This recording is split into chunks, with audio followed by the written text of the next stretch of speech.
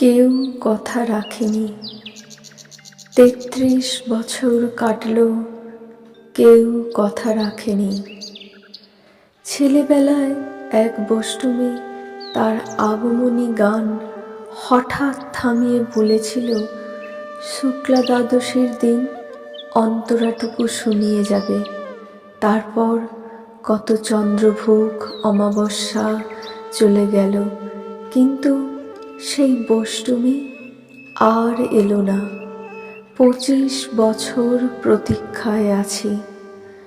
মামাবাড়ির মাঝি নাদের আলী বলেছিল, বড় হও দাদা ঠাকুর, তোমাকে আমি ৩ প্রহরের বিল দেখাতে নিয়ে যাব।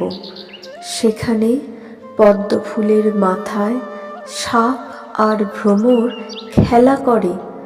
নাদের আলী, আমি আর কত বড় হব? আমার মাথা এ ঘরের ছাদ ফুঁড়ে আকাশ স্পর্শ করলে তারপর তুমি আমায় ৩ প্রহরের বিল দেখাবে? একটাও রয়্যাল গুলি কিনতে পারিনি কখনো। লাঠি লজেন্স দেখিয়ে দেখিয়ে চুষেছে লস্কর বাড়ির ছেলেরা। ভিখারির মতন চৌধুরীদের গেটে দাঁড়িয়ে দেখেছি ভিতরে রাস উৎসব।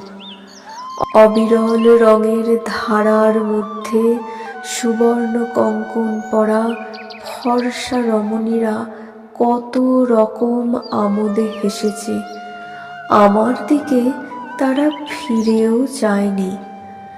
বাবা আমার কাঁধ ছুঁয়ে বলেছিলেন, দেখিস একদিন আমরাও। বাবা এখন অন্ধ, আমাদের দেখা হয়নি কিছুই। সেই রয়্যালগুলি, সেই লাঠি লজেন্স, সেই রাস উৎসব আমায় কেউ ফিরিয়ে দেবে না। বুকের মধ্যে সুগন্ধি রুমাল রেখে বরুণা বলেছিল, যেদিন আমায় সত্যিকারের ভালোবাসবে সেদিন আমার বুকেও এরকম আতরের গন্ধ হবে। ভালোবাসার জন্য আমি হাতের মুঠোয় প্রাণ নিয়েছি। দুরন্ত ষাঁড়ের চোখে বেঁধেছি লাল কাপড়। বিশ্ব সংসার তন্ন তন্ন করে খুঁজে এনেছি ১০৮টা নীল পদ্ম। তবু কথা রাখেনি বরুণা। এখন তার বুকে শুধুই মাংসের গন্ধ। এখনো সে যে কোনো নারী। কেউ কথা রাখেনি। ৩৩ বছর কাটল, কেউ কথা রাখে না।